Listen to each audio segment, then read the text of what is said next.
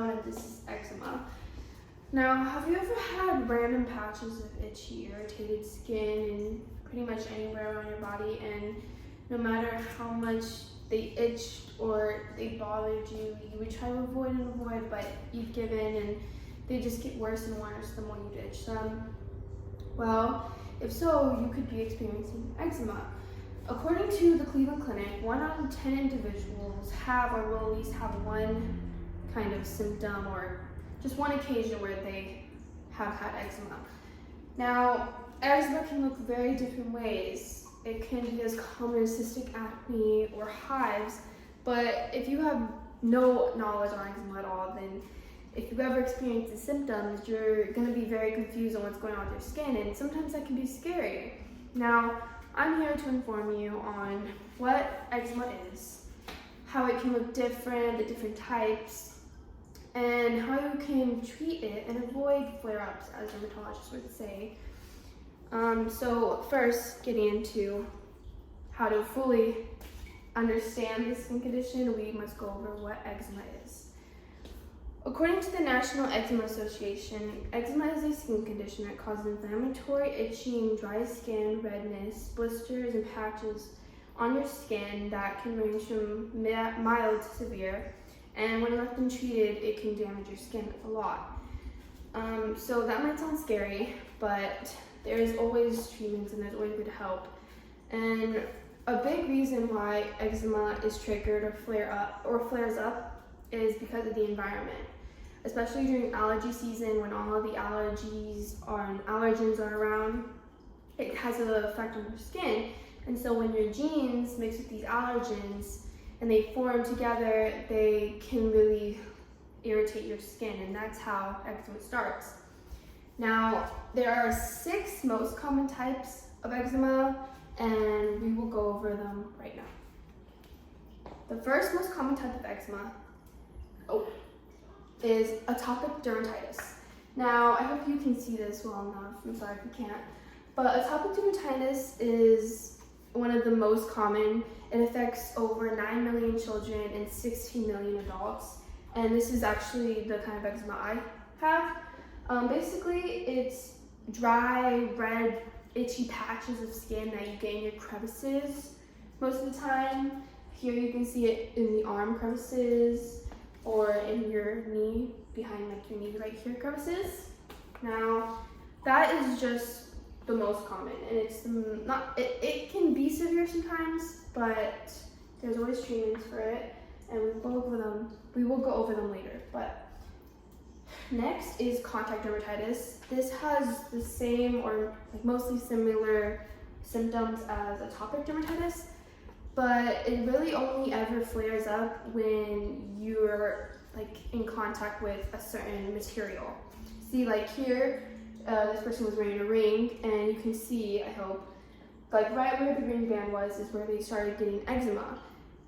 Here, this person could have been wearing a scarf, and if you cannot tell, she's scratching her neck, and it's red with blisters.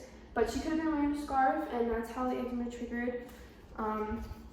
So contact dermatitis, and it's very common in people that have never even shown symptoms of eczema before, could just randomly one day come into contact with this kind of eczema. Next is hydrotic eczema. I always mispronounce it. It's dyshydrotic eczema, but it's also known as eczema in the hands. So just like the ring one, that was contact dermatitis because it was only the ring. But here, you can see it's all over the arms. Like right here is eczema, right here is eczema. These fingers are all eczema. Basically, this is really well seen in people that work with their hands a lot, maybe like construction workers or like massage therapists. It really dwells in their hands, and so if they also mix it with the allergens in the environment, it can lead to this hydrotic eczema. Next is nummular eczema.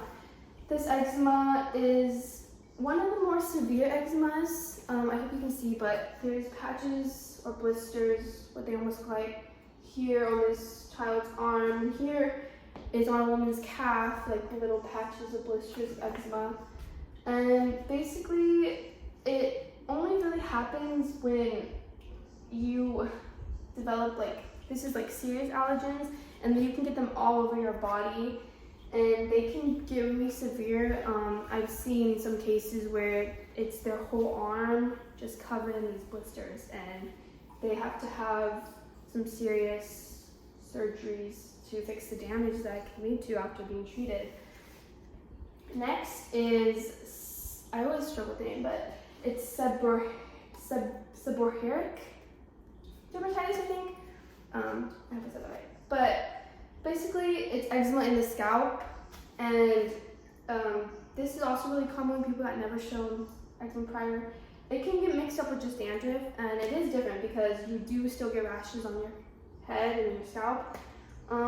But there are really great ways to treat this. There are really great shampoo and conditioners that are sold specifically for seborrheic dermatitis.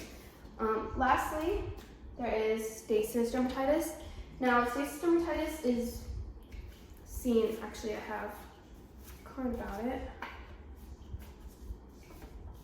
Okay. According to the American Academy of Dermatology, stasis dermatitis affects over 10 to 20 million individuals. These are all individuals over the age of 50 because this kind of eczema is affected by circulation or poor circulation. So basically, when your skin is really poorly circulated, here you can see this is a person's forearm, and basically circulation got bad that the veins clogged up and they became blisters, and they became very dry. Here you can see in the calf, it's kind of a diagram of its stages of development. So here you can see the veins get they start clogging up and getting irritated. And as you see, as you go on, they clog so much that you get these areas of basically just eczema, and it can be around your whole calf or your wrist. And this eczema normally appears brownish to reddish, and that's how you can really tell what kind of eczema it is, because most eczema, unless you're using a certain chemical on it to fix it, it will not turn brown, but this one does turn brown. And that's basically it for the most common types of eczema. Now, what do you do when you develop these kinds of eczemas and you just don't necessarily understand what's going on, and you don't necessarily know how to treat it or avoid it from happening again if you did have it? So now we'll go over ways that you can treat it and avoid flare-ups, as we said earlier. Basically, I'm always going to recommend a dermatologist, because dermatologists, they know what they're talking about. They can give you really great resources, and they can prescribe you amazing products like ointments and steroids and just medication that can really help. But I am aware that many people do not have access to dermatologists, and that's okay, because there's still ways to get relief from eczema when there's struggling and this dry, itchy skin just gets worse and worse. Some basic, not basic ways, but some easy ways to avoid eczema. One is to moisturize. Dry skin is easily a big trigger for eczema, because when you're dry, you tend to itch, and itching will start eczema no matter what, especially if you have had it pretty severe in the past. Next, you should stay away from what you known allergens that you have. If you're allergic to wheat, you should stay away from wheat, because that could immediately have side effects back to your skin, and it could start up eczema. You shouldn't smother the area of eczema. Let's say you have eczema on your arms and you want to wear a long sleeve. Well, that long sleeve, depending on the fabric, whether it's cotton or even wool, that can rub against your skin, and it can really irritate it, and it can start a big flare-up. Last but not least, stay away from fragrances. I know fragrances are amazing, and they really have benefits because you want to smell good as a person, but some fragrances have bad natural allergens in them, and so when you mix them with your skin, especially direct contact fragrances, it can really lead to bad flare-ups. Now, that's basically all I really have for avoiding eczema, and I hope that it really helps you, because eczema can be really scary and severe, and it's hard when you don't know what's going on in your skin.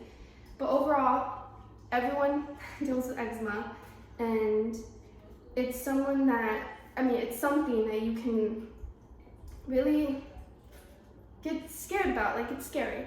And I hope that today I was able to give you like basically the basics of information you should know in case you ever run into any of these symptoms and you just need to know exactly what's going on. But that's it. Thank you.